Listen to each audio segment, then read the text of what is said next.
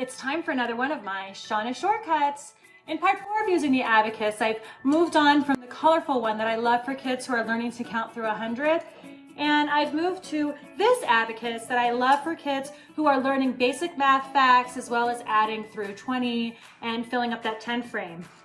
You can see there are 5 red beads and 5 white beads on both rows.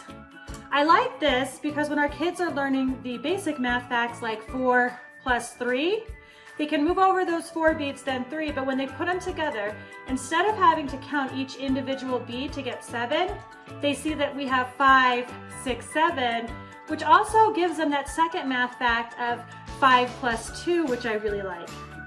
They don't do that necessarily on their fingers when they do 4 plus 3 like this. They have to then count each finger individually, and they're only seeing that math fact 4 plus 3 because most of our kids aren't going to fill up that 5 and see that 5 and 2 and say, okay, I have 5, 6, 7. So again, that's why I like this one, because our kids, whether they like it or not, they're forced to see these second math facts. So again, if I have, let's say 3 plus 6, when I put them together, I can easily see that I have 5 and 4, or I can just say 5, 6, 7, 8, 9.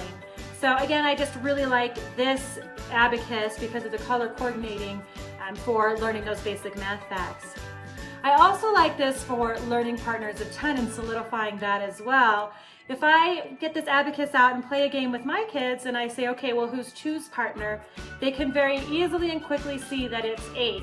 And again, they're seeing that math fact 5 and 3, which is going to help solidify that as well. So it's very repetitious. It gets in their head whether they realize it or not. So I really, really like this abacus for that. Now let's go ahead and fill up the 10 frame. So let's say that we have 9, and again, I'm going to move over this 9. I can see this in 2 different ways. I can see that I just need to leave 1 bead because 1's partner is 9. I can also see that I have 5 and 4, or 5, 6, 7, 8, 9. And now if I'm going to add 7, I'm going to say to my kids, okay, we need to fill up that 10 frame, which is what we're going to be doing here, but then we also need to fill up that 7. So I'm using that terminology for both because I want them to think, okay, when I have 9, I need to fill up that 10, and then I need to move over the ones that I didn't when I filled up that 10 frame. So I need to fill up that second number. And then as you can see, I have 10 and 6, which is 16. Now, why is it so important that we keep making these 10s? Well, that's how we add in our heads in everyday life. If we had to add 17 plus 14, I think many of us would take the 3 from that 14, put it in for 20. 20 plus 11 is obviously 31. So again, that's why I really like this abacus. When we are adding by 10, I like to move on to this one. Again, it's color coordinated, so you can see all those math facts. So let's say I have 17, which is this 10 frame, and then you see the 7 with the 5 and the 2, and I need to add, let's say 20.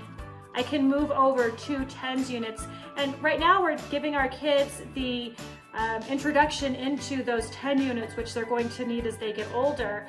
And we can once again see the 17 here plus the 20, and then we can just say 10, 20, 30, 7. And they're going to go ahead and start seeing that whenever I have whatever number, let's say I have 39 and I add 10, this 9 stays there, and all I'm doing is changing the tens unit. So 39 plus 10 is then 10, 20, 30, 49.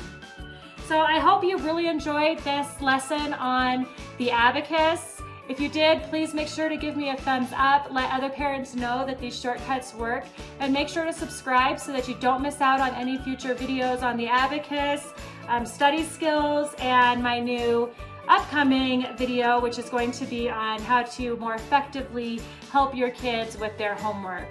Thank you so much for watching, and happy learning.